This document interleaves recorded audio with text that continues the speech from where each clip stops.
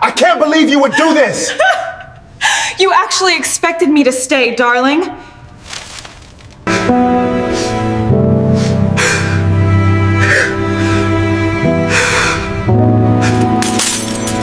My wife sent me a text at 2 in the morning. I'm sorry. I thought maybe she was working late. But the next message made my blood run cold. I've been sleeping with my coworker for 8 months. I couldn't breathe, couldn't think. The woman I loved had betrayed me in the worst way possible. I gave her one last chance. I said, let's go to therapy. Let's fix this. Let's save our marriage. She looked me dead in the eye and laughed. Then she kicked me out of our own bedroom. That night changed everything. But what happened next? Nobody could have predicted. This is my story. Hey everyone. Welcome back to the channel. Today I'm sharing a story that's raw, real, and heartbreaking. This is about betrayal. About trying to save something that's already broken. And about finding yourself when everything falls apart. If you've ever been betrayed, if you've ever felt like you weren't enough, this story is for you. Stick around till the end, because the ending will surprise you. Let's dive in. My name is Ryan, and this is the hardest story I've ever had to tell. It's been 2 years since everything fell apart, but I remember that night like it was yesterday. Let me take you back to the beginning, so you understand how perfect we were, or at least, how perfect I thought we were. I met Emma in college 7 years ago. She was studying medicine, and I was in computer science. We met at a coffee shop on campus. I accidentally spilled coffee on her textbook. I felt terrible. Bought her a new one. And somehow that turned into our first date. She was beautiful, smart, ambitious. Everything I ever wanted. We dated for 2 years before I proposed. She said yes, without hesitation. We got married right after she finished med school. The first few years of marriage were incredible. We had our own apartment in downtown Seattle. I was working as a software developer at a tech startup. And Emma got a residency at a big hospital. We were both busy, but we always made time for each other. Friday nights were our nights.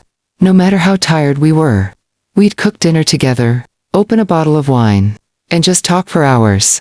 We'd talk about our dreams, about the house we'd buy someday, about the kids we'd have, about growing old together. I loved her more than anything in this world. I'd come home from work, and she'd be studying at the kitchen table. I'd bring her tea, kiss her forehead, and she'd smile at me, like I was her whole world. We went on vacations to Hawaii, to Mexico, to Canada. We celebrated anniversaries, birthdays, every little milestone. We had inside jokes, silly traditions, like Sunday morning pancakes, and Wednesday movie nights. Everything felt right. Everything felt solid. But then things started to change. It was subtle at first. Emma started working longer hours. She'd come home at 9, 10, sometimes 11 at night. She said the hospital was understaffed. They needed her for extra shifts. I understood. I never questioned it. I trusted her completely. Why wouldn't I? She was my wife. The woman I planned to spend the rest of my life with. She started being distant too. We'd be sitting on the couch watching TV, and she'd be on her phone, texting, smiling. I'd ask who she was talking to, and she'd say it was just her friend from the hospital, a girl named Rachel. I believed her. I had no reason not to. Our Friday night dinners became less frequent. She was always too tired, too stressed, needed to sleep early. I told myself it was just a phase, that once things calmed down at the hospital, we'd get back to normal. Then I started noticing other things. She changed her phone password. She never used to have one, but suddenly she did.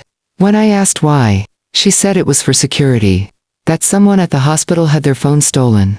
I accepted that explanation. She started dressing differently, wearing makeup more often, doing her hair, even on days she wasn't working. She joined a gym, said she needed to get back in shape.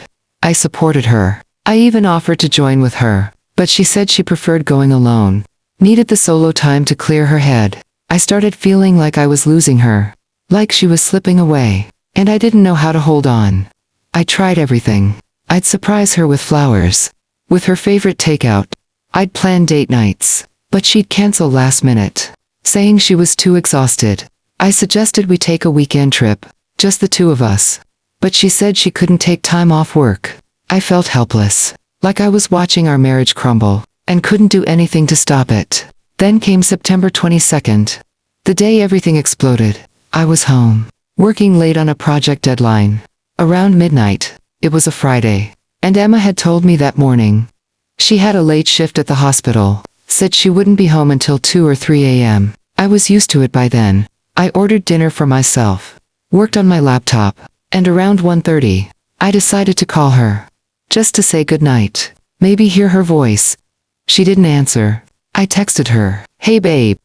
Just wanted to say goodnight, love you." No response. An hour passed, nothing. I started to worry. What if something happened? What if there was an emergency at the hospital? What if she got into an accident? My mind raced with possibilities. I called again and again. Straight to voicemail. At 2:15 a.m., my phone buzzed. I grabbed it so fast, thinking it was her calling back. But it was a text. Just 2 words.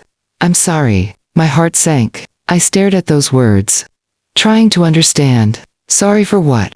Sorry for not answering. Sorry for being late. What did that mean? I immediately texted back. Sorry for what? Are you okay? Where are you? The 3 dots appeared. She was typing. Then they disappeared. Then they appeared again. This went on for what felt like forever. Finally another message came through. And when I read it, my entire world shattered into a million pieces. "I've been sleeping with someone from work. His name is Dr. Marcus Hayes. It's been going on for 8 months. I can't keep lying to you anymore. I'm sorry." I read it once, twice, 3 times. 8 months. 8 months, she'd been cheating on me. Sleeping with someone else. Looking me in the eye every single day. Coming home to our bed. Lying next to me. And it was all a lie. I felt like I couldn't breathe. Like someone had reached into my chest and ripped my heart out. I was shaking, crying. I didn't even realize I was crying until I saw the tears falling onto my phone screen. I called her immediately. She answered on the first ring. Her voice was calm, too calm. "Ryan." That's all she said, just my name. Like this was a normal conversation. "Emma, what the hell is this? Are you serious? Is this real?" My voice was breaking. I could barely get the words out. She sighed. "Yes, Ryan, it's real. I'm with Marcus right now. We're at his apartment. I needed to tell you. I couldn't keep doing this. You're with him right now." I felt rage building inside me. "You're telling me you've been cheating on me for 8 months. And you're with him right now. While you're telling me this." She didn't say anything for a moment. Then, "I know this is hard, Ryan, but hard." I cut her off. "Hard, Emma. You destroyed everything. You destroyed us. You destroyed 5 years of marriage. And you're calling it hard. I didn't plan for this to happen." She said defensively. "Marcus and we just connected.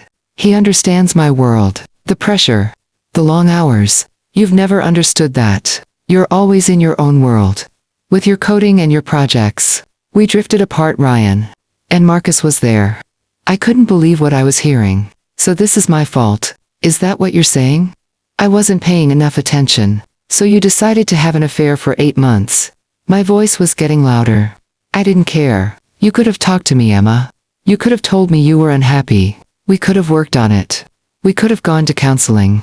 She laughed. Not a real laugh, but a bitter, sarcastic one. "Counseling, Ryan, really? You think sitting in some therapist's office, talking about our feelings, is going to fix this?" I felt desperate, like I was drowning, grasping for anything to hold on to. "Yes, Emma, I do. I think if we try, if we both commit to fixing this, we can save our marriage. Please just come home. Let's talk about this face to face. Don't throw away everything we built." There was silence on the other end. Then she said something I'll never forget. "Ryan, I don't want to save our marriage. I don't love you anymore. I haven't for a long time. Marcus makes me happy. He makes me feel alive. You make me feel trapped." Every word was a knife in my chest.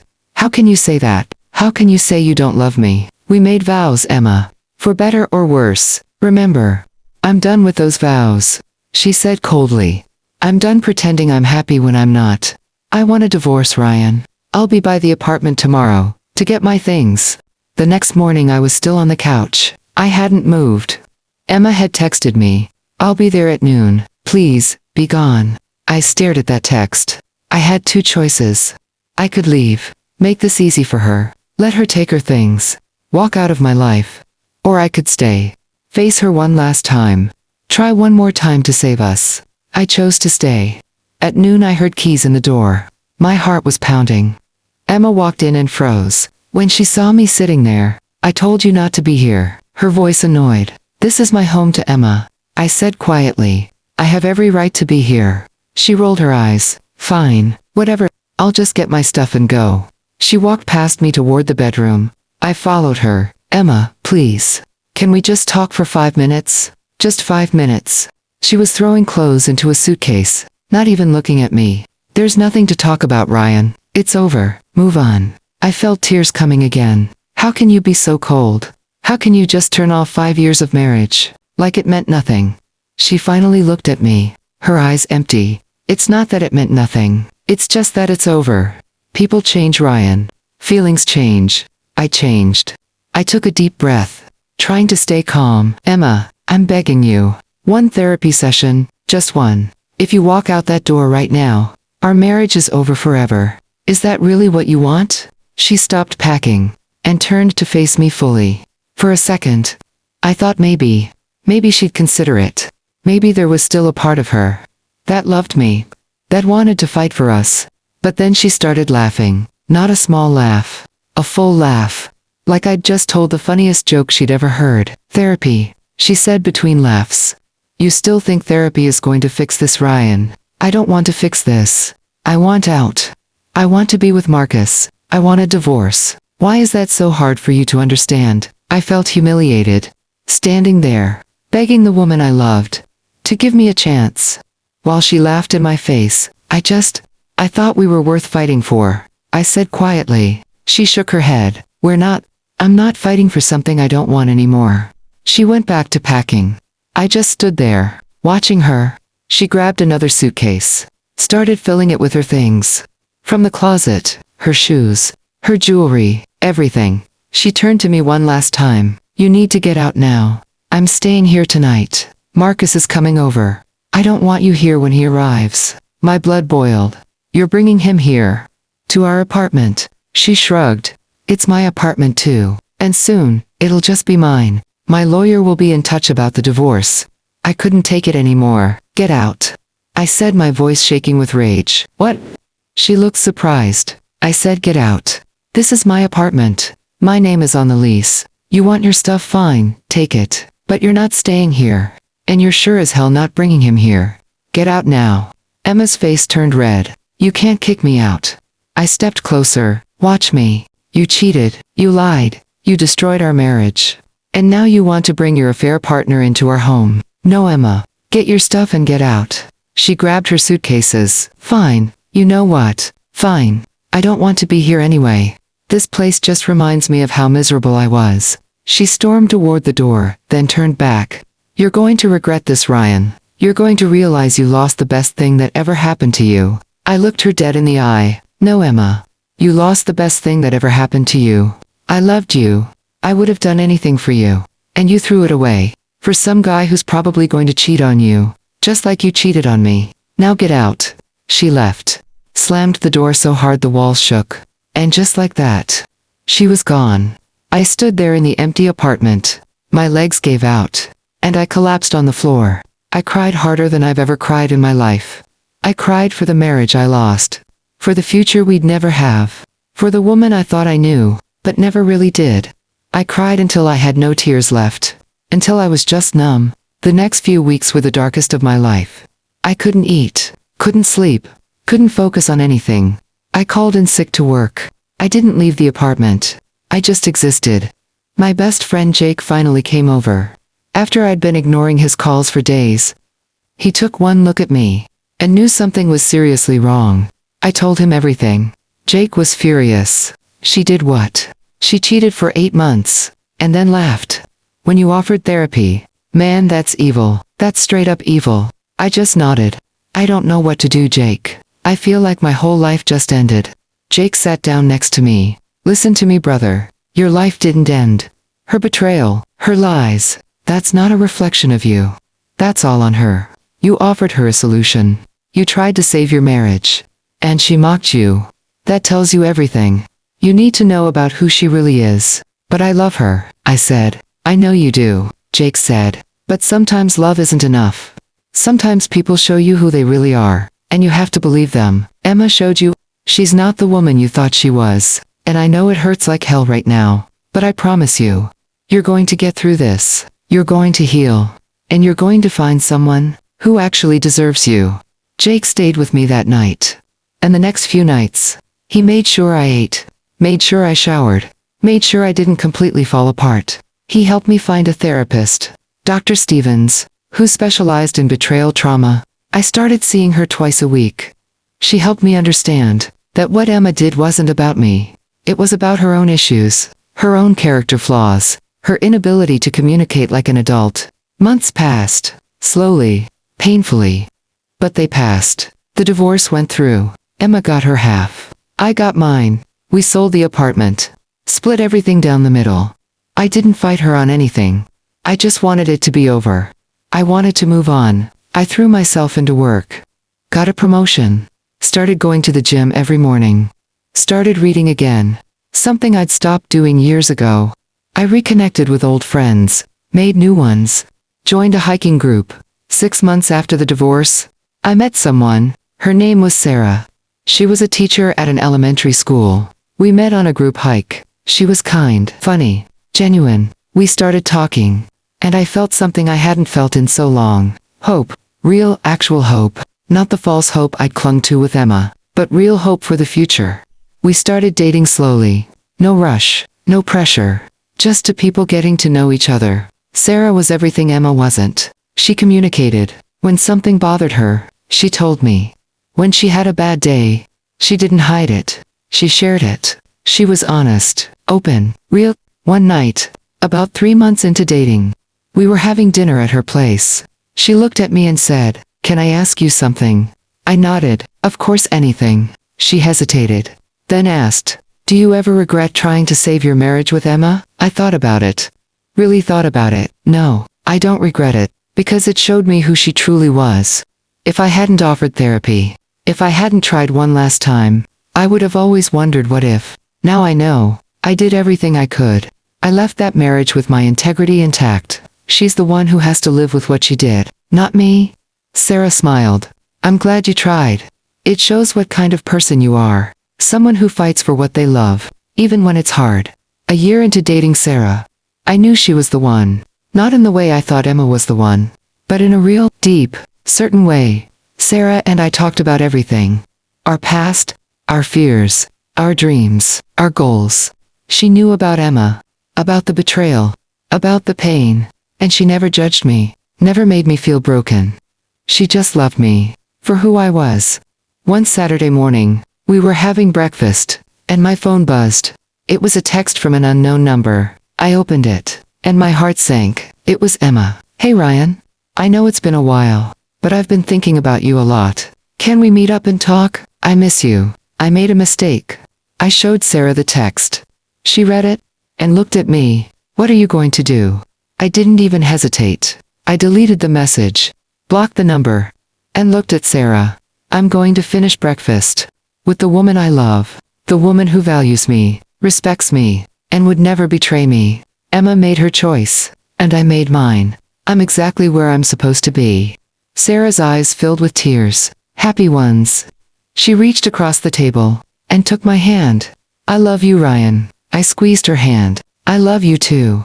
Later I found out, through mutual friends, that Emma and Marcus had broken up. Apparently he'd been cheating on her with a nurse at the hospital. The irony wasn't lost on me. Emma had reached out to me because she was alone, because she realized the grass wasn't greener, because Marcus turned out to be exactly what she deserved, a cheater. Part of me felt vindicated, but mostly I just felt nothing. She was part of my past. A painful chapter that was closed. 2 years after the divorce, Sarah and I got engaged. We bought a house together. A beautiful place, with a big backyard, where we planned to raise our future kids. I still think about that night sometimes. The night Emma texted me. The night she laughed when I offered therapy. The night she kicked me out. But now, when I think about it, I don't feel pain. I feel grateful. Grateful that she showed me who she was. Grateful that I had the strength to walk away. Grateful that her betrayal led me to Sarah, to real love, to a real partnership, built on trust and honesty. I learned that self-respect is non-negotiable, that sometimes the people we love hurt us in ways we never thought possible, but that pain doesn't define us. Our response to it does. I chose to heal. I chose to grow. I chose to believe in love again. And that made all the difference. Emma did me a favor. By laughing and kicking me out, she freed me to find something real, and for that, I'll always be grateful. So that's my story. From the absolute devastation of betrayal, to finding real, genuine love, life has a way of working out.